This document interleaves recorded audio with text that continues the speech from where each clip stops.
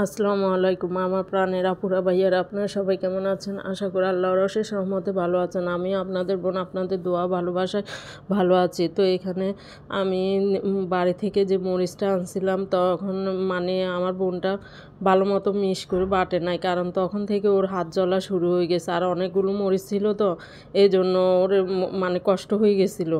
তো আমি এখন ভালো মতো, আর রসুনও ছিল না, একটা রসুন দিয়েছিল, তো ভালো মতো গ্রানটা হয় নাই, রসুনের গ্রানটা হয় নাই। তো এখন আমি আবার নতুন করে বেটে নিচ্ছি। মনে করছি এখান থেকে অর্ধেক দিয়ে বাঁশপাতা শুটকির মরিচ দিব, কিন্তু আমরা পরিকল্পনা করে রাখি একটা হয়ে যায় আর একটা। বাস্তব জীবনেতে সেরকম আমরা অনেক কিছু পরিকল্পনা করে রাখি, কিন্তু তা হয় না।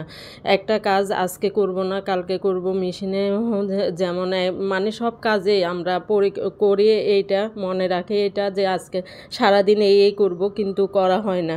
তো এই আর কি। তো এখন আমি কি করছি, মরিচটা বেটে নিতেছি, হাতে লাগাচ্ছি।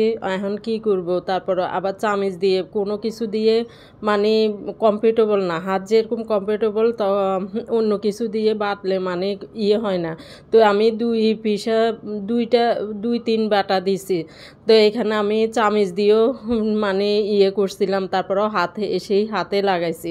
তো এখন আমার বাটা হয়ে গেছে, আমি নিয়ে নিচ্ছি অর্ধেক। তারপরে আমি অর্ধেক ফ্রিজে রেখে দিব, ডিপ ফ্রিজে, আর অর্ধেক দিয়ে আমি মানে তেলের উপর, আমার শাশুড়ি যেরকম করে মানে শুকায় রাখে, তো অনেক দিন ভালো থাকে আর একটা গ্রান হয়, খাওয়া যায়। তো মরিচ বাড়ছে, আর গরম গরম পাটায় ভাত খাবো না তা কি হয়?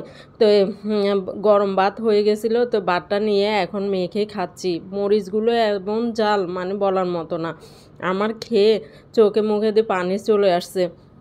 আর এখন দেখেও আমার লোভ লাগতেছে, আপনারা কথাই বুঝতেছেন, আমার মুখে দিয়ে পানি চলে আসতেছে। আর প্রচুর আমার পরের দিন হাত জ্বলছে। তো আমার বোন তো আরও প্রচুর হাতে লাগাই ফেলছিল।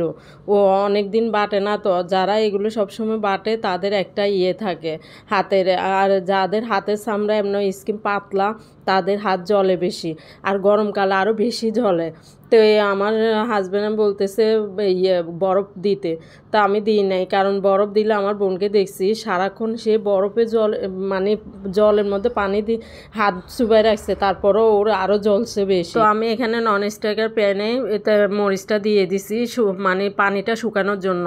তো আমার শাশুড়ি তেল দিয়ে করে কিনা আমি জানি না, তারপর আমি সামান্য লেগে যাচ্ছে বিদায় আমি সামান্য তেল দিছি। তো এইভাবে করলে মানে একটা গ্রান হয়, খেতেও ভাল লাগে। আর শীতকালে তো নোয়াখালীতে এটা দিয়ে সকালে এক প্লেট ভাত খেয়ে ফেলা যায় নিমিষে, কোনো তরকারি না থাকলে এটা দিয়েই ভাত খেয়ে মানে সবাই খায়।